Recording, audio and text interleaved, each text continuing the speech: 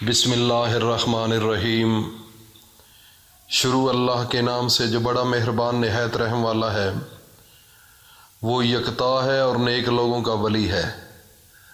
میں یہ گواہی دیتا ہوں کہ اللہ کے سوا کوئی عبادت کے لائق نہیں، وہ اکیلا ہے، اس کا کوئی شریک نہیں۔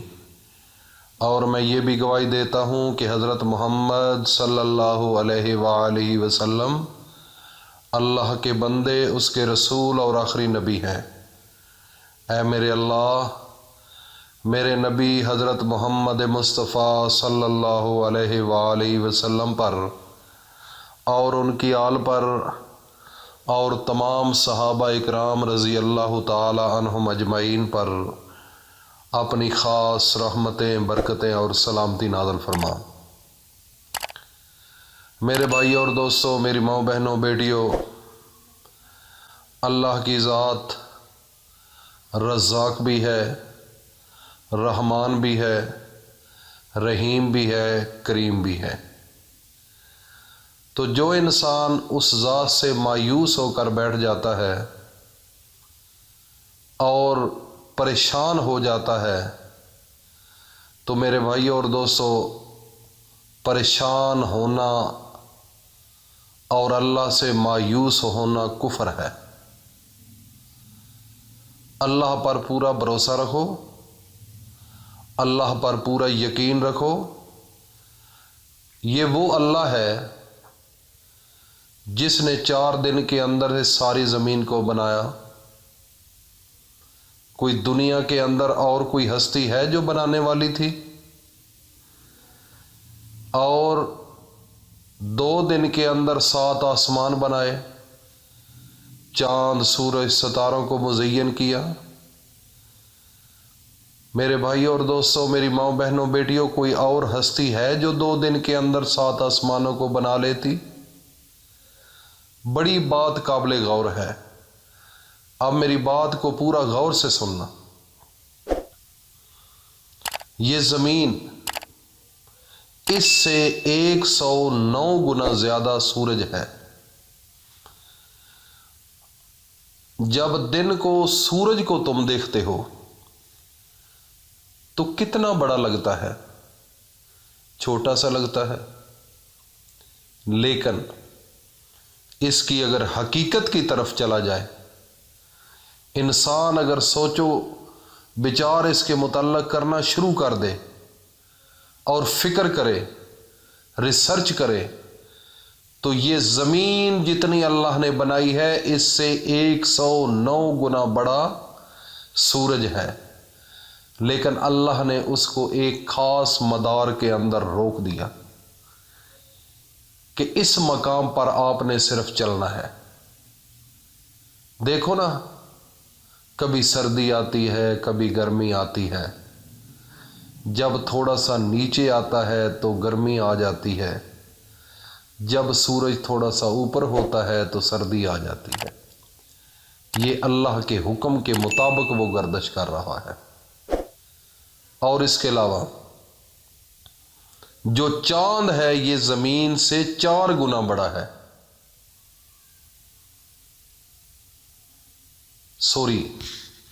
یہ چاند زمین کا 1/4 حصہ جو ہے اس کے برابر ہے۔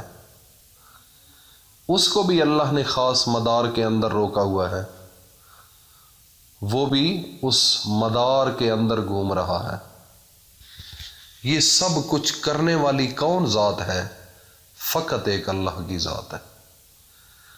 میرے بھائی اور دوستو، جس نے یہ سارا جہان بنایا، یہ زمین بنائی، 4 دن لگے، 2 دن کے اندر 7 آسمان بنائے، سبزہ بنایا، پہاڑ بنائے، سمندر بنایا، چڑیا بنائی، جانور بنائے، انسان بنائے، سب کچھ بنایا، جنت بنائی، جہنم بنائی۔ دیکھو نا، پوری کائنات پر غور کرو، یہ لمحہ فکریہ ہے۔ میرے بھائی اور دوستو، ہم ویسے ہی صبح اٹھتے ہیں، اپنے کام کاج میں پھر سو جاتے ہیں، کبھی غور نہیں کیا اللہ کی ذات پر اور اللہ کی تخلیق پر، اللہ کی کائنات پر کبھی غور ہم نہیں کرتے۔ اگر ہم غور کرنا شروع کر دیں تو اس دنیا کی لذت ختم ہو جائے، پھر لذت آخرت والی ہو، کیونکہ قرآن کے اندر پوری کائنات کا نقشہ اللہ نے کھینچ کر رکھ دیا ہے۔ اگر اس کو آپ ٹائم نکال کر صحیح طریقے سے پڑھنا شروع کر دیں تو آپ کو ہر آیت کے اندر مزہ آنا شروع ہو جائے گا، سکون آنا شروع ہو جائے گا، لذتیں آنی شروع ہو جائیں گی۔ لیکن افسوس آپ کے پاس ٹائم نہیں،